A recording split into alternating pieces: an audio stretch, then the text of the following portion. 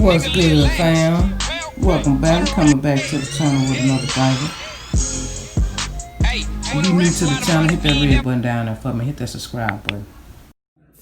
That makes a statement. If they lewd, we shoot. It is absolutely disgusting what is going on today. We really have a president that makes a statement. If they lewd, we shoot. And the sad part about it, the statement was made before 1967 when a police chief from the city of Miami said that in 1967. So that tells me that Donald Trump has a historian that works for him, a historian in finding racial quotes to energize his base. That's what the hell we have in the White House.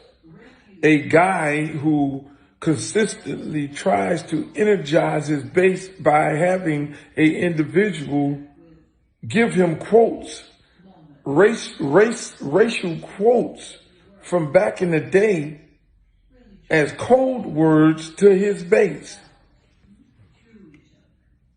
That's what you have in a president. Now, what do you have in the people? People are now appalled.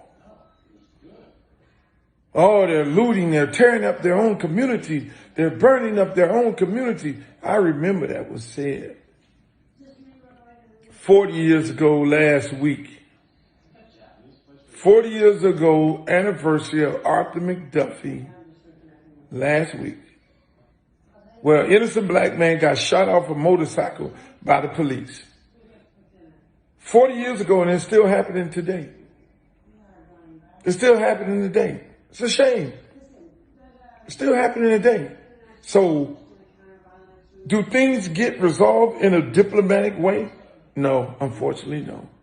Do I encourage people to go out and loot and riot and all that? No, I don't want that. We shouldn't want that as the American people. We are the strongest country, richest country in the world. But yet we cannot get it right when it comes to race relationship between black people and white people. It ain't brown and blue and all those colors. No, it is black people and white people in this country. 2020, we're still fighting a race war. And unfortunately, we have gotten to the point using the diplomatic way of discussing the issues. We'll work it out in conversation. They'll go get some of the little black token guys, whether they're rappers or whatever they may be, and they'll parade them before the television network and say, yes, everything is all right, but on all actuality, ain't nothing got done. It ain't all right when you go get the rapper or the singer or some Uncle Tom football player and parade him up into this on the media, using the media machine, and says, oh, it's all right because we talk to these individuals. No, it's not all right. Because there are real people down on the street level on a daily basis. We know it ain't all right because you paraded that individual up across the TV on every network and said it's okay. No, it's not okay. We still have these issues. When people go out and riot, let me explain to you. When people go out and riot, that's when they got to the point where they don't trust the system. They don't trust the government. They don't trust the local officials. They don't trust nobody that wears a suit, that walks around and say, yeah, we got it. It's all right. It's going to be worked out. No, it's not all right. It ain't all right. In every city in America right now, it's just one police shooting, one white person shooting of an innocent black person, death away from burning that place up. And then you have this idiot in the White House. They lewd, we shoot. Unbelievable.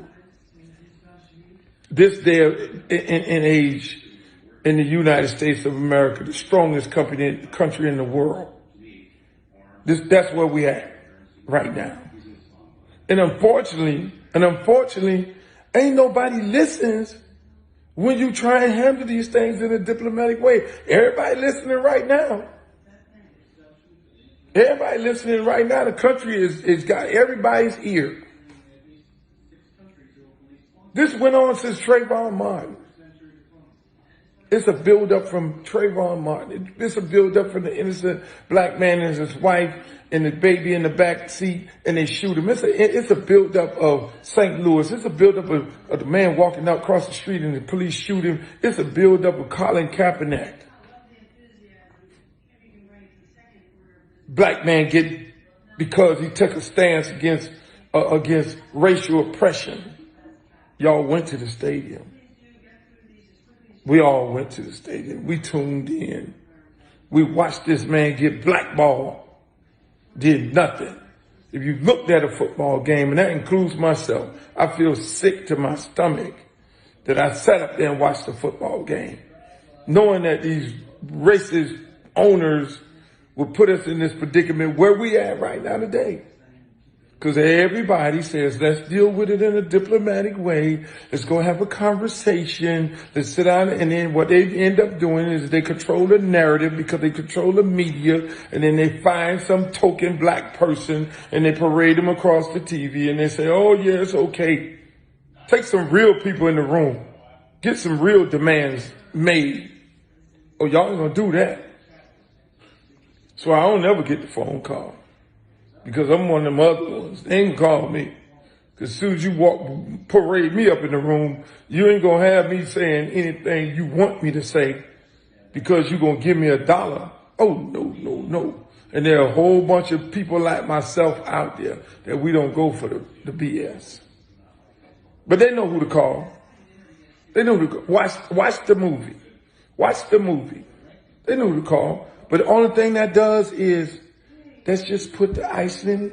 That don't even put the icing on the cake. That just put a little cover on it. Let's hide our racist tactics and continue doing what we're doing because we acknowledge that there is a problem, but not addressing the problem, not addressing the issue.